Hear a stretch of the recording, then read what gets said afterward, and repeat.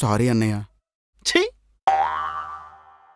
ఆస్తుల కోసం ఇంతలా దిగజారుతారని ఎప్పుడు అనుకోలేదురా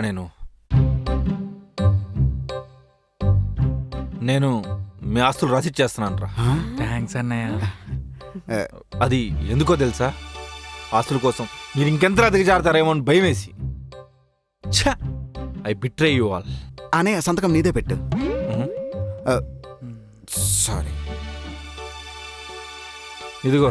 థ్యాంక్స్ అన్నయ్య. ఓ సారీ, వీడు పెద్దోడు కదా. ఇదిగోరా. మనకు కూడా ఇస్తాడా? నీకు మాత్రం కండిషన్ పెట్టాను రా.